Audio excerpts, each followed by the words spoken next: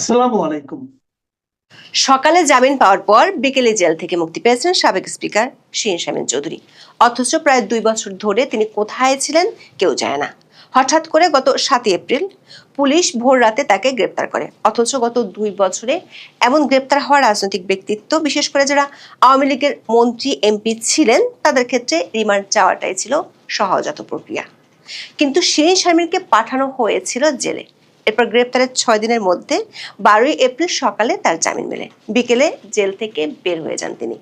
গত 2 বছরে গ্রেপ্তার হওয়া আওয়ামী লীগের শীর্ষ পর্যায়ের নেতাদের মধ্যে একমাত্র সাবেক মন্ত্রী সাবির হোসেন চৌধুরী এত দ্রুত জামিন পেয়েছিলেন। রাজনৈতিক মহলে একটি ওপেন সিক্রেট আলোচনা আছে, নির্বাচনের আগে পর্দার আড়ালে প্রথমে সাবির হোসেন চৌধুরী, পরে শিরীন শারমিন চৌধুরীর নেতৃত্বে আওয়ামী লীগকে সক্রিয় করে রাজনীতির ট্রাকে ফেরানোর চেষ্টা হয়েছিল।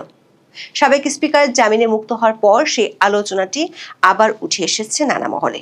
একাধিক সূত্র বলছে, এই আলোচনা একেবারে অমূলক নয়। দেশীয় বিদেশি নানা পক্ষের মধ্যে এমন একটা আলোচনা হয়েছে এবং আলোচনার প্রক্রিয়া চলমান আছে। তবে অনেকের কাছে প্রশ্ন, সংসদে আইন পাশ করে নির্বাহী আদেশে আওয়ামী লীগের কার্যক্রম নিষিদ্ধ রেখে আওয়ামী লীগকে ফেরানোর এই পর্দার আড়ালের আলোচনা যদি হয়েও থাকে, সেটি কতটুকু বাস্তবসম্মত। বাংলাদেশের রাজনীতিতে খুব প্রভাবশালী হিসেবে ভূমিকা রাখে এমন একটি কূটনৈতিক সূত্র বলছে, পুরো বিষয়টি একটি পরিকল্পনার অংশ। যদি তাই হয়, তাহলে সামনের দিনে এমন অনেক ছোট ছোট চমক দেখা যেতে পারে। 2025 সালের 22 মে আন্তঃবাহিনী জনসংযোগ পরিদপ্তর বা আইএসপিআর থেকে একটি বিজ্ঞপ্তি দিয়ে বলা হয়েছিল, 2024 সালের 5 আগস্ট আওয়ামী লীগের পতনের সময় 626 জনকে বাংলাদেশের বিভিন্ন সেনানিবাসে আশ্রয় দেওয়া হয়েছিল। সেই তালিকায় 4 নম্বর নামটি ছিল সাবেক স্পিকার শিরীন শারমিন চৌধুরীর। বলা হয়েছিল তাকে পরিবার সহ সেনানিবাসে আশ্রয় দেওয়া হয়েছিল। ওই তালিকায় সাবেক ডেপুটি স্পিকার শামসুল হক টুকু, প্রতিমন্ত্রী জুনায়েদ আহমেদ পলক, সাবেক হুইপ ইকবালুর রহিম, সাবেক সংসদ সদস্য সাইদুল হক সুমন, কাজী নাবিল আহমেদ, নাজমা আক্তার, রাগিবুল আহসান রিপু, AKM Rezaul Karim Tansen, M A Latif এবং ছাত্রলীগের সাবেক সাধারণ সম্পাদক তানভীর হাসান সৈকতের নাম ছিল, যাদেরকে পরে বিভিন্ন জায়গা থেকে গ্রেপ্তার হতে দেখা গেছে। শিরীন শারমিন ছাড়া সেনাবাহিনীর ওই তালিকায় থাকা সাবেক প্রধান বিচারপতি ওবায়দুল হাসান, আপিল বিভাগের বিচারপতি ইনায়েতুর রহিমের কোনো হদিস পরে পাওয়া যায়নি। এর মধ্যে সাবেক স্পিকার পদত্যাগের চিঠি, ঘরে বসে পাসপোর্টের জন্য তার আঙুলের ছাপ নেয়া, এসব নিয়ে গণমাধ্যমে ফলাও করে খবর বেরিয়েছিল। এর মধ্যে গত 7 এপ্রিল মঙ্গলবার ভোর রাতে ঢাকার ধানমন্ডি এলাকা থেকে তাকে গ্রেপ্তার করে মিন্ট রোডের কার্যালয়ে নিয়ে যায় ঢাকা মহানগর গোয়েন্দা পুলিশ বা ডিবি। জুলাই আন্দোলনের লালবাগ থানায় আশরাফুল ওরফে ফাহিম নামে এক ব্যক্তিকে হত্যা চেষ্টা মামলায় গ্রেপ্তার দেখিয়ে আদালতের কাছে 2 দিনের রিমান্ড চায়। শুনানি শেষে আসামির রিমান্ড ও জামিন নামঞ্জুর করে কারাগারে পাঠানোর আদেশ দেন আদালত। রাষ্ট্রীয় প্রোটোকলের 3 নম্বর সাবেক গুরুত্বপূর্ণ একজন ব্যক্তিকে সরকার যেভাবে গ্রেপ্তার করেছে এবং তার মাধ্যমে আরবিট্রারি ডিটেনশন বা স্বেচ্ছাচারী আটকের ঘটনা ঘটালো, বিষয়টি ব্যাপক সমালোচনার জন্ম দেয়। 12 এপ্রিল দুপুরে জুলাই আন্দোলনের সময় সহিংসতা, ভাঙচুর ও হত্যা চেষ্টার অভিযোগে রাজধানীর লালবাগ থানায় দায়ের করা এক মামলায় সাবেক স্পিকারের জামিন মঞ্জুর করেন আদালত। আসামিপক্ষের আবেদনের পরিপ্রেক্ষিতে জামিন মঞ্জুর করেন ঢাকার অতিরিক্ত chief metropolitan magistrate Zakir Hossain. Dhaka মহানগর আদালতের প্রধান কৌঁসুলি ওমর ফারুক ফারুকী বলেন, আদালত 50,000 টাকা মুচলেকার মামলায় পুলিশের প্রতিবেদন দাখিল না হওয়া পর্যন্ত আসামির জামিন মঞ্জুর করেছেন। দর্শক, গত 2 বছরে আওয়ামী লীগের শীর্ষস্থানীয় নেতাদের মধ্যে শুধু সাবেক মন্ত্রী ও এমপি গ্রেপ্তার হয়েছেন 126 জন। তাদের মধ্যে হাতে গোনা কয়েকজন ছাড়া পেয়েছেন। সবচেয়ে চমক জাগানো গ্রেপ্তার ও জামিন ছিল আওয়ামী লীগের সাবেক সংসদ সদস্য, পরিবেশ, বন ও জলবায়ু পরিবর্তন বিষয়ক মন্ত্রী সাবির হোসেন চৌধুরীর ক্ষেত্রে। 2024 সালের 6 অক্টোবর রাজধানী গুলশান থেকে সাবির হোসেন চৌধুরীকে গ্রেপ্তার করে পুলিশের গোয়েন্দা শাখা বা ডিবি। পরদিন 2022 সালের ডিসেম্বরে ঢাকার পল্টনে বিএনপি কর্মী মকবুল হত্যা মামলায় সাবির হোসেনের বিরুদ্ধে 5 দিনের রিমান্ড মঞ্জুর করেছিলেন আদালত। রিমান্ড চলাকালেই একসাথে 6টি মামলায় 2024 সালের 8 অক্টোবর আদালত থেকে জামিন পান আওয়ামী লীগের সাবেক এই মন্ত্রী। এর মধ্যে খিলগাঁও থানায় ছিল 4টি আর পল্টন থানায় ছিল 2টি মামলা, যার মধ্যে 3টি হত্যা মামলা আর 3টি হত্যা চেষ্টা মামলা। জামিন পাওয়ার পর তখন খুব দ্রুত জেল থেকে মুক্তি পেয়েছিলেন সাবির হোসেন চৌধুরী। তখন বিএনপির পক্ষ থেকে প্রশ্ন তোলা হয়েছিল 24 ঘন্টার মধ্যে সাবের হোসেন চৌধুরী কিভাবে মুক্তি পেয়েছিলেন। সাবের হোসেনের মতোই খুব দ্রুত জামিন পাওয়ার ঘটনা ঘটেছে শিরিন শারমিন চৌধুরীর ক্ষেত্রে। তার গ্রেপ্তারের পরপরই রাজনীতিতে শুরু হয়েছে নতুন আলোচনা। 8 এপ্রিল বাংলাদেশ টাইমসে প্রকাশিত এক প্রতিবেদনের শিরোনাম ছিল শিরিন শারমিন গ্রেপ্তার, কৌশল নাকি ক্ষমতার খেলা।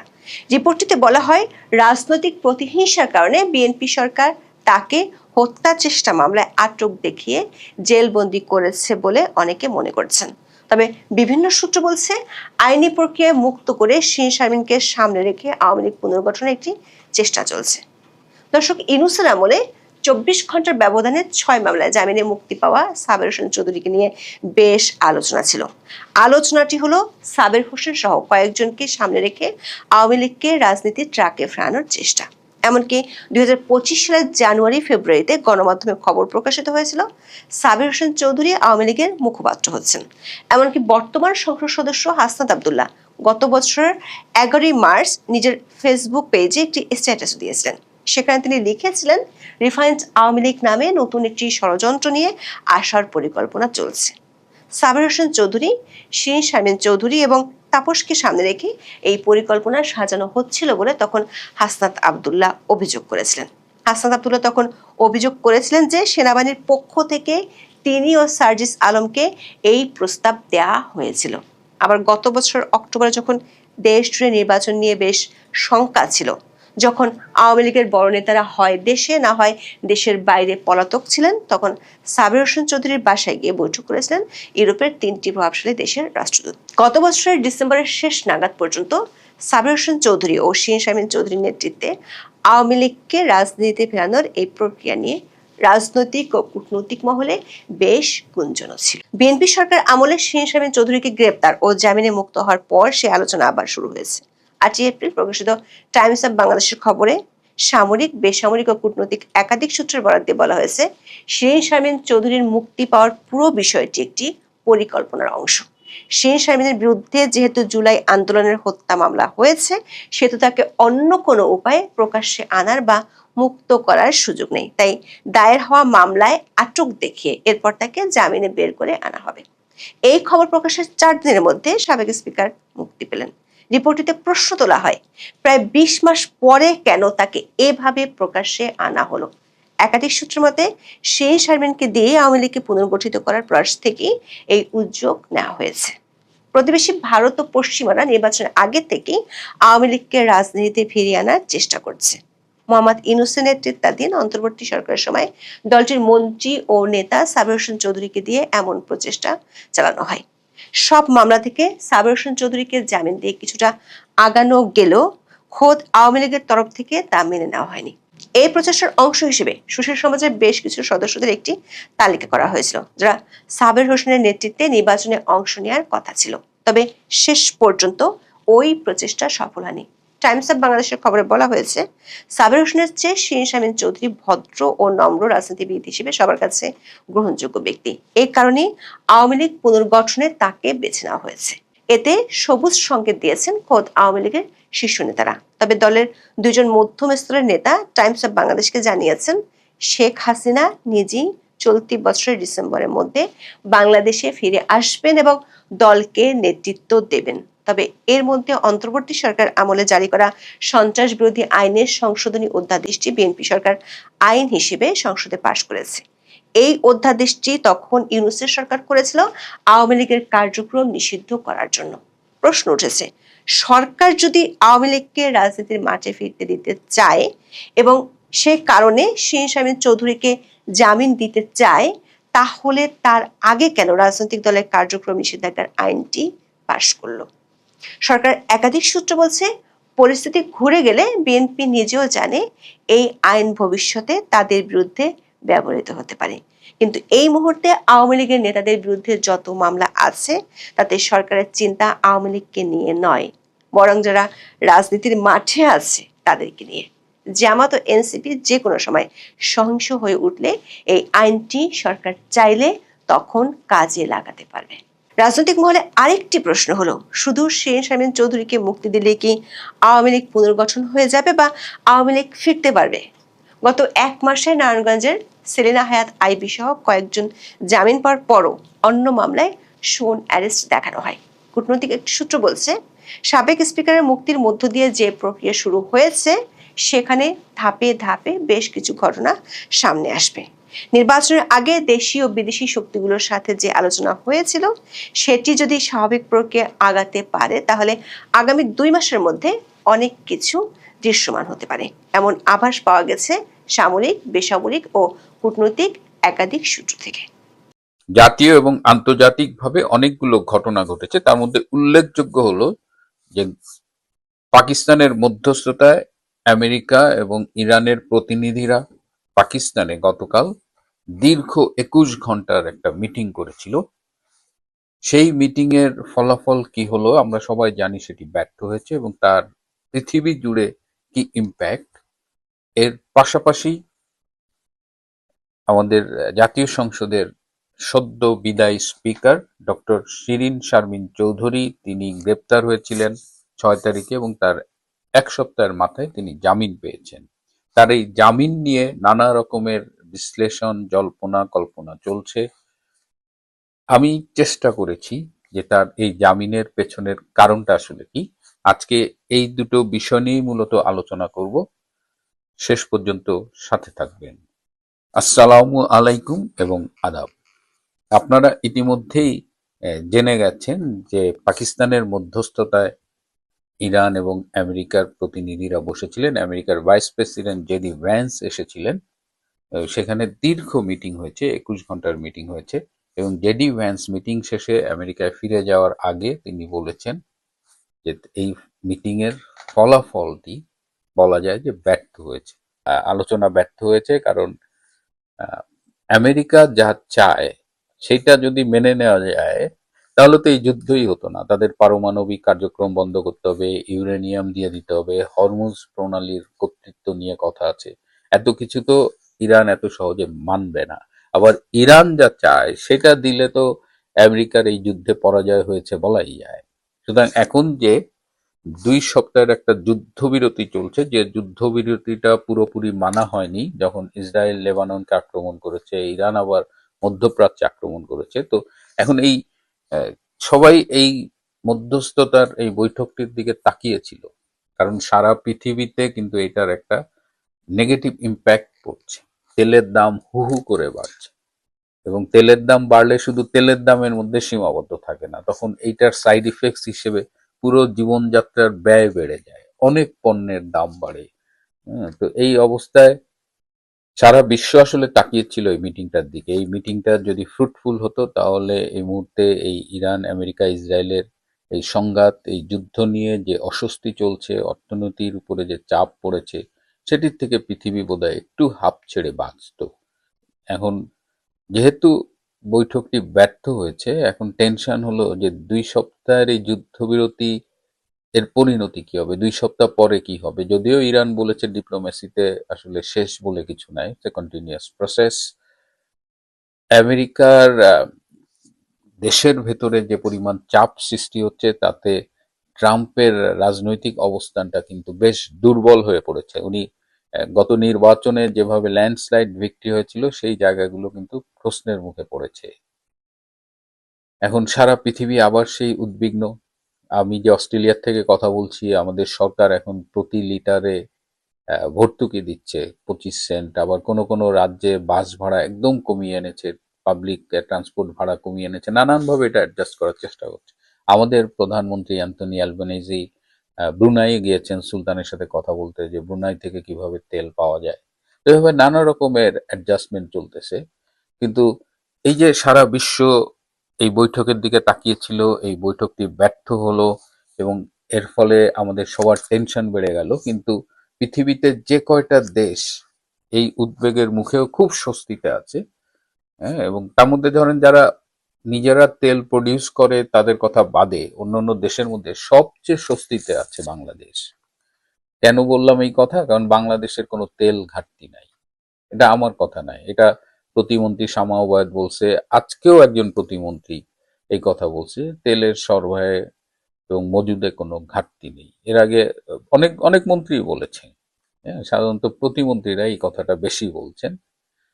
তো যেহেতু তেলের ঘাটতি নেই, এবং আমরা শেখ হাসিনার আমলে দেখেছি যে 100% অকটেন বাংলাদেশে গ্যাস ফিল্ডের কন্ডেন্সেট দিয়ে প্রডিউস হচ্ছে, এটা ইম্পোর্ট করতে হচ্ছে না। পেট্রোলও অলমোস্ট ইম্পোর্ট কমে গিয়েছিল, ইম্পোর্ট করতে হতো মূলত ডিজেল, সেটাও ভারত থেকে আনার জন্য একটা স্পেশাল পাইপলাইন করেছিল। তো শেখ হাসিনার আমলে এই তেল গ্যাস এগুলোর ম্যানেজমেন্ট অনেক বেটার ছিল।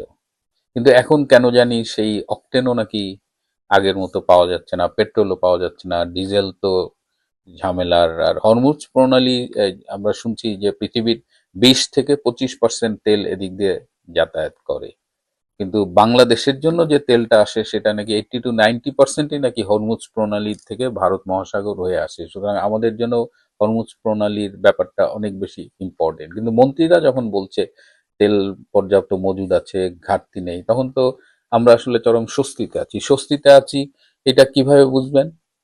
আমাদের সম্মানিত প্রধানমন্ত্রী জনাব তারেক রহমান মনের আনন্দে সিনেমা দেখছেন, এর আগে তিনি একটা ইংরেজি সিনেমা দেখে এলেন, আবার দেখলাম তিনি মহিলা সমিতিতে গিয়েছেন, মঞ্চনাটক দেখলেন।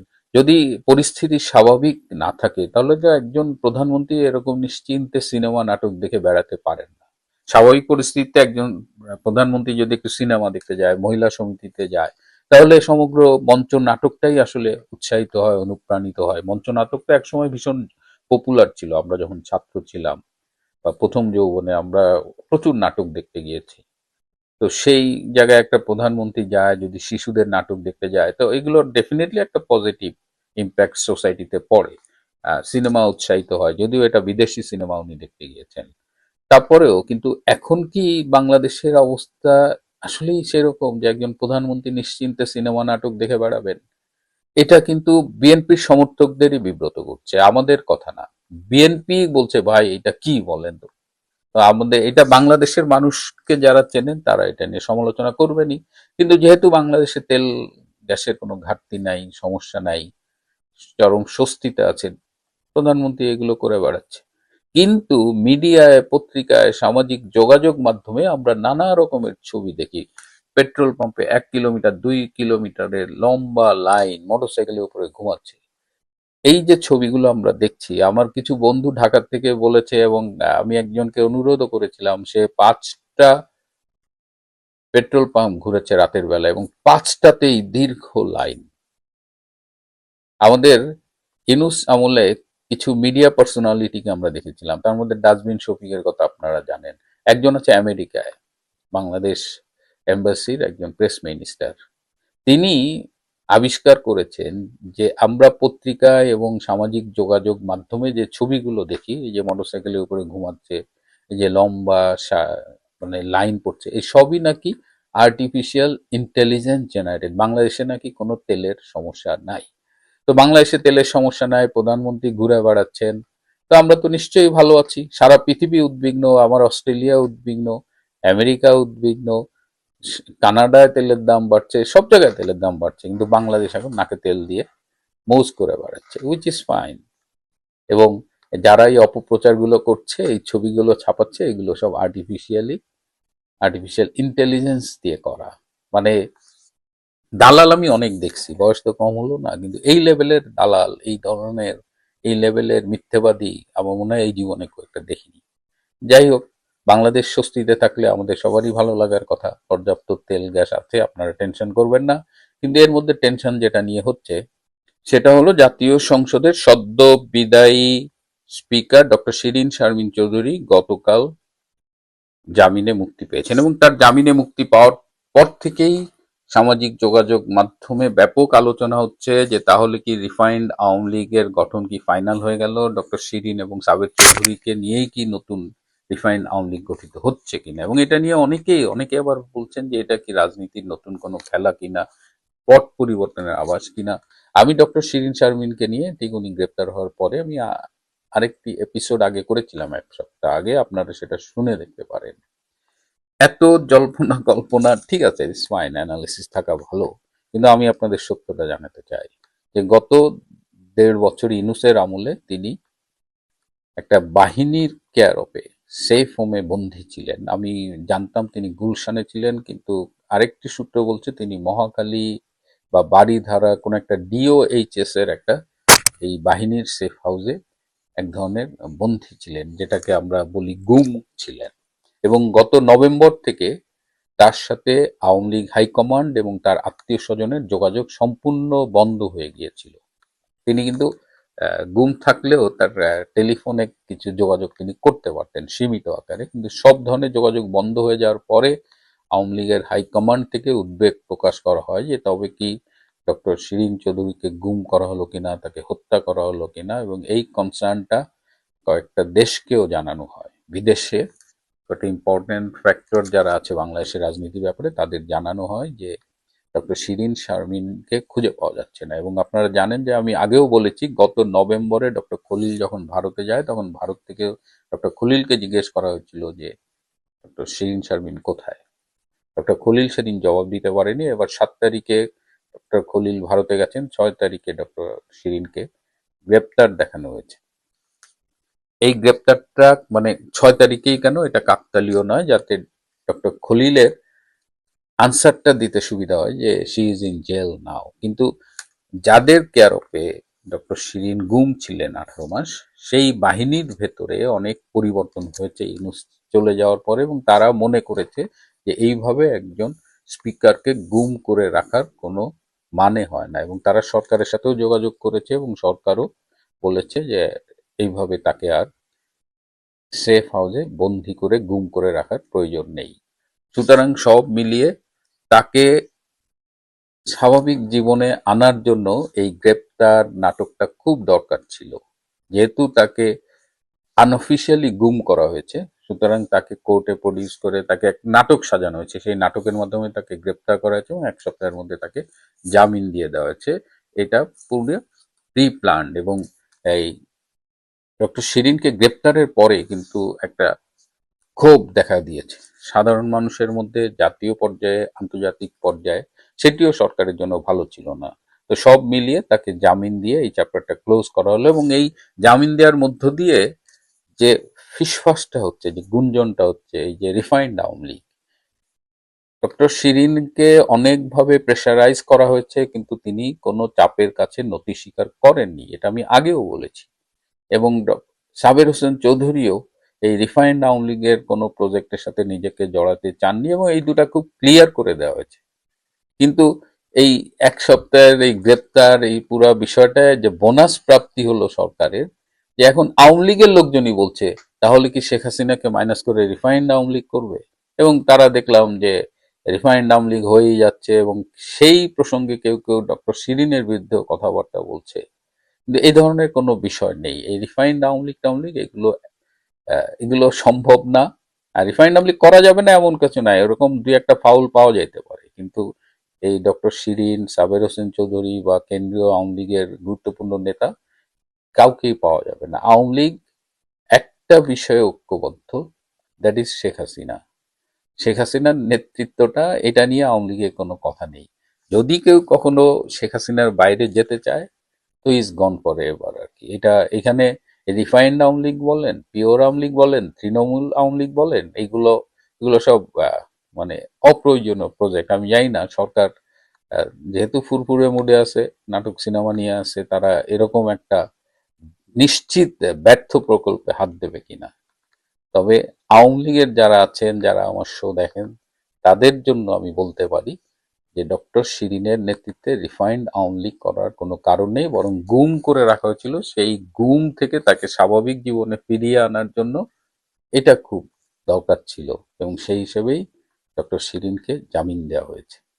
প্রিয় বন্ধুরা, আজ এ পর্যন্তই। ভালো থাকবেন, সুস্থ থাকবেন, তার চেয়েও জরুরি হলো নিরাপদে থাকবেন। সবাইকে অনেক ধন্যবাদ।